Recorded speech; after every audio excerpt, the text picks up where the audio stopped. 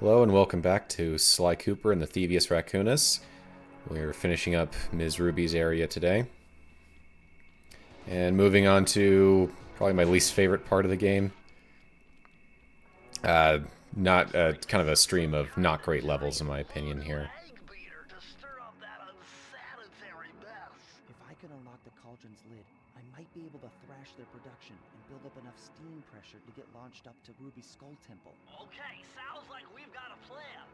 To get around that thing, try moving in the shadows made by the masks so that the guards won't see you.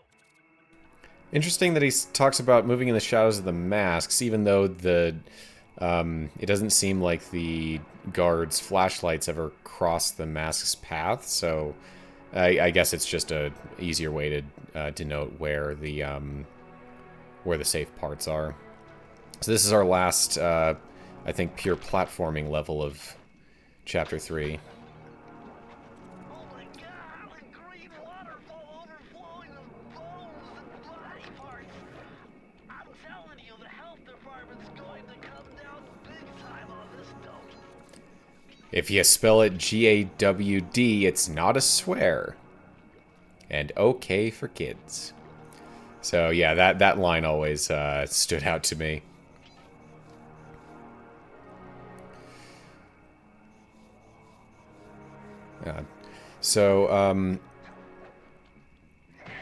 This is a nice level, I think. It's a shame that it's the only one of its kind in the back half of Ms. Ruby, of Chapter 3 here.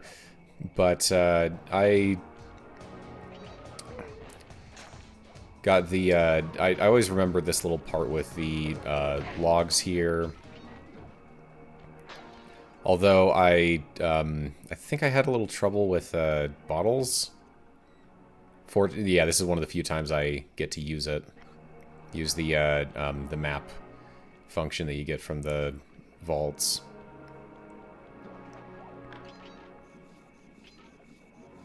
So one of the a fun thing you can do in the cutscenes is when you have a Binocucom conversation, you can move around the characters' heads with the left and right analog sticks. So usually Bentley, you can just move his head around a bit with the left stick and Sly's with the right.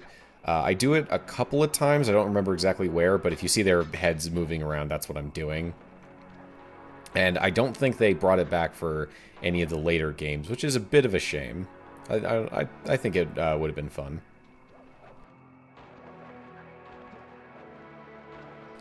Right, so right here with these areas under here that the flashlight guards are running around on, it can be a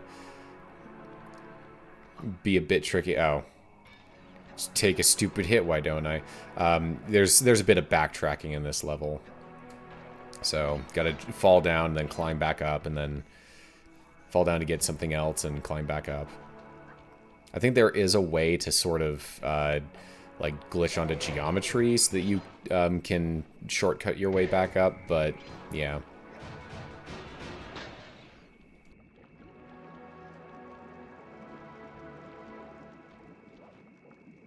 Yeah, right here, gotta drop down and hit this. And climb our way back up. So I'll cut back to cut down some sun at time. Oop.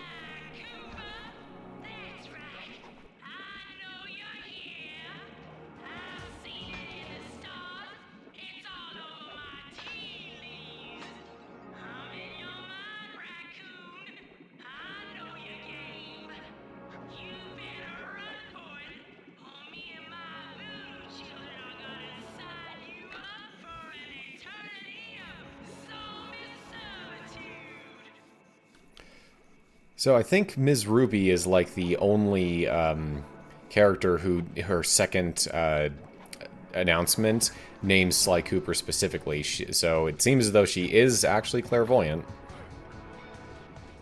But fortunately the game is merciful, so I don't have to cut again.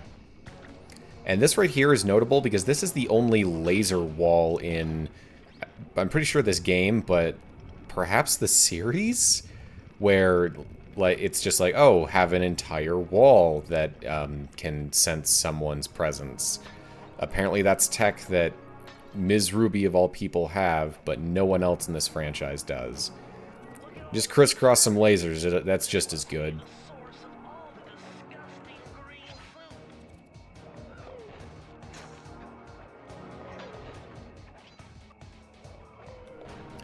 It is kind of interesting, you know, hitting all these candles. Oh, graphical glitch right there. That was an emulation error. Got this turtle guy. And I think this might be the first point at which they start using the ninja spire jump on unsafe points with the fire coming out.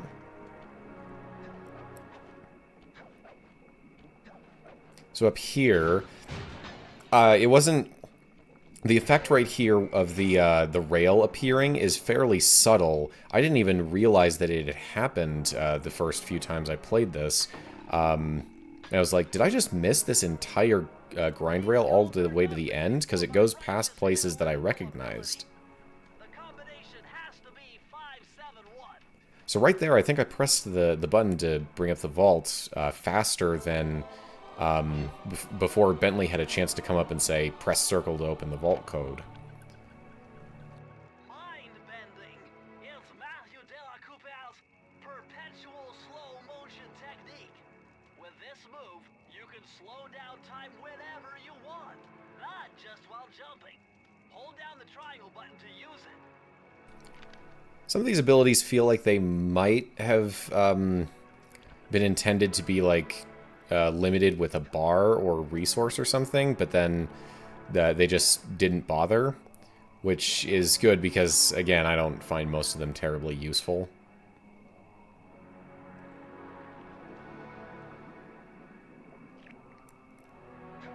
Although the ones that prevent damage from, like, falling or dropping into water are helpful.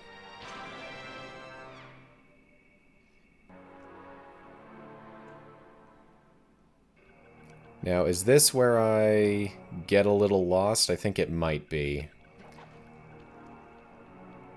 Or no, it's after this next level, where I embarrassingly get a little bit lost finding the next one. But we'll get to that in a minute. So this is the first of our hovercraft levels. That vehicle seems to be outfitted with some sort of high-energy cannon. Use the left analog stick to move, and aim the right analog stick in the direction you want to shoot. Remember, you can always shoot in one direction while moving in another. Once again, twin-stick shooter, but why Ms. Ruby has this high-tech hovercraft thing is beyond me. But yeah, I would have easily traded... Well, I guess out of all of the levels in here that I would have preferred another platforming level. This is the most harmless. I would have preferred them to replace either the Piranha Lake or the next one after this, which is probably might just be the low light of the game. But I always remember these hovercraft levels as being a bit tricky. It's easy to take a hit. I'm not sure I've ever... Maybe some of them I've done damageless before, but it's... Right here, it feels great to get a lucky charm.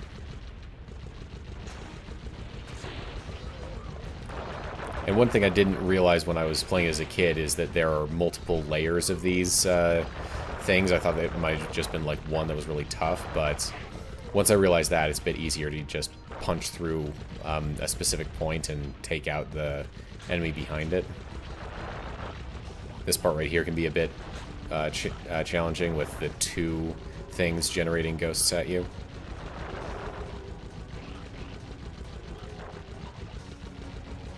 So, recently I got on a bit of a trading card game kick. Just a couple of things combined to sort of pique my interest in it. Played some Magic the Gathering with some friends, and I started being like, maybe I could get into one of these things, but it's a thing of like, none of them are quite right for me. Like, Magic is probably the one that's the most fun, but I don't much care for the fantasy aesthetic. Yu-Gi-Oh! Seems like a bit of a mess. Pokemon's got way too much coin flipping. I don't like how luck-based it is, which, yeah, all trading card games are luck-based to some extent, which is a turnoff for me, but Pokemon in particular, it's like everything is a coin flip. And I actually bought a deck of Weiss Schwarz, because, you know, it's grab a deck of your favorite anime. It's kind of cool, you know, I got a Danmachi deck. And someone made an emulator for it through Unity, very bare bones, but it works pretty well, and I have played like 20 games, and I lost against the computer, and I lost all but 2 of them, and so I'm like, I'm not sure I'm feeling this. It might just be a thing of, like, I very much prefer single-player games like Sly, where, you know, beginning, middle, and end, and it's less about how hard it is, and as more it's just, you know, reaching the end, and, you know, card games are inherently luck-based multiplayer, and that's a lot of things that I don't particularly like, yet there's still something about it that compels me. I want to find one that I really like, but I'm just not sure that it's out there. But who knows, maybe I just need to play some more with actual cards and it'll feel better.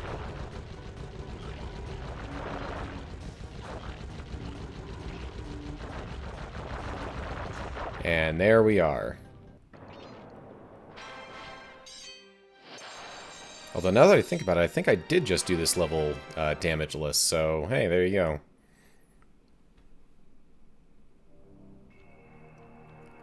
So yeah, embarrassingly, right here, I run off trying to find the path to the next level when it was literally right next to me, right there. So, oh well.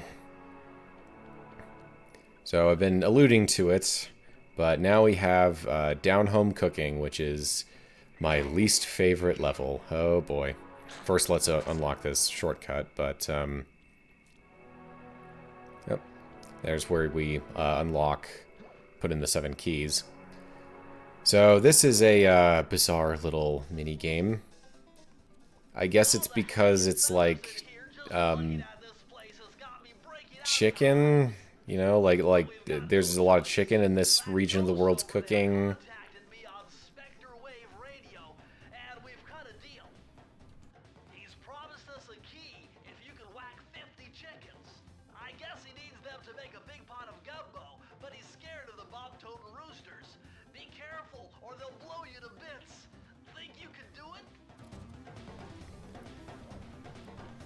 Yeah, so we have a little mini game here. I guess on the plus side, you are controlling Sly himself instead of some weird vehicle. You are running and jumping and hitting stuff with your cane, but it's this level's just awkward and not particularly fun. I had a lot of trouble with it as a kid. It's not so hard as an adult, so maybe it's just my pent-up frustrations of it. Playing it those first few times, but I still never ever revisit this level or anything. But I guess it is kind of interesting that it's fairly easy to bait the roosters into running into each other so they'll destroy each other, and that I'd like to see the programming at work to make that happen, because it's not a mistake that they converge like that.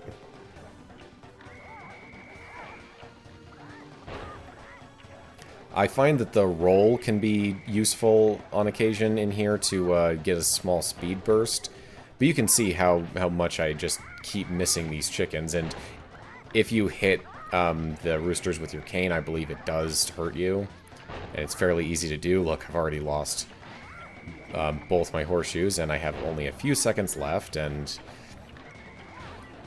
there we go.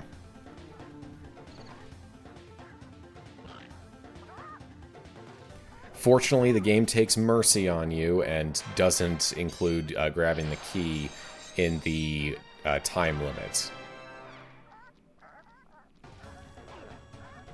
Alright, let's move on to a very bad boss that I don't like, and I don't think anyone likes, and Can we just finish it and get out of this place?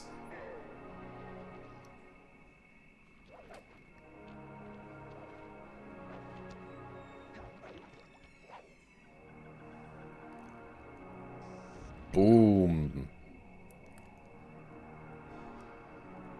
I thought that, as a kid, for some reason, I thought that he, like, smashes through one of the teeth, and he just slips through a gap. I could feel that Cooper vibe a-coming. Most distastefully bad juju. Yeah, well, you give me the creeps too, lady. Cooking up an army of ghosts isn't a very neighborly pastime.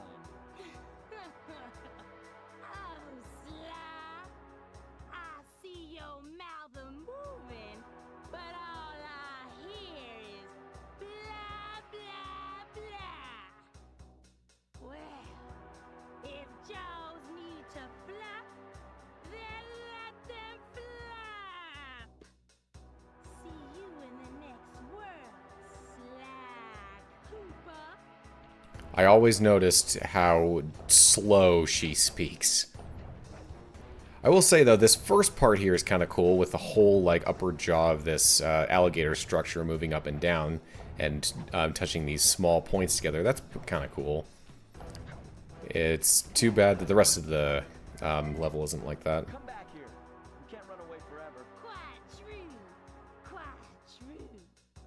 Why don't I have my servant Chumley escort you over here? I don't know. What's the catch? Oh, not much. Just a little game I like to play with all my annoying guests. I want to see how well you pay attention. What do you mean? Well, I'll unleash my mighty mojo magic upon you. If you repeat what I do, you'll dodge it just fine. If not, you'll get set. A little voodoo Simon Says, huh? Sounds easy enough. Alright, so here's the most infamous boss fight in Sly. Just press the button as the shape comes towards you. Thing is, the timing isn't exactly obvious. Like, I can't count how many times I have pressed the button and I was like, that was the exact same timing as before, but it just didn't like it. So right there, you heard that that little, like, stomp, that little beat, that was me pressing it when it didn't like it. So that happens a lot. And this is another problem with the, and there, died again. This is another problem with the whole horseshoe thing, because only the first time, when you don't really know what to do you have the benefit of the extra hits. And then once you know what you're doing, you now can't do it with any mistakes. And so what you'll hear is a lot more of those little beats there, because what I figured out just playing this this first time is that what you can do is you can rapidly tap the button as it comes, and you are not penalized for doing that at all. This isn't like Guitar Hero, so you can just rapidly tap the button and it'll work. So that's the trick. Also, note that I'm playing it on the PS2 version, where the timing was better, because on the PS3 I believe that the timing was off, and this boss was unreasonably difficult, even more so than it already is.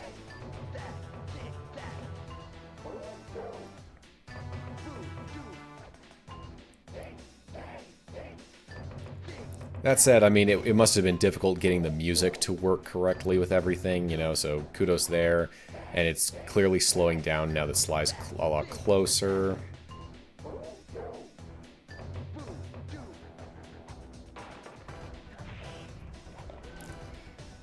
I guess I'm a bit torn on whether I would have liked the parts where you actually get up to Ms. Ruby to be better, where you just sort of jump over her one attack and hit her. On the one hand, it's kind of lame once you get up there, but on the other, it would be really crappy if you go through all of this pain just to get cheap-shotted by her at the very end.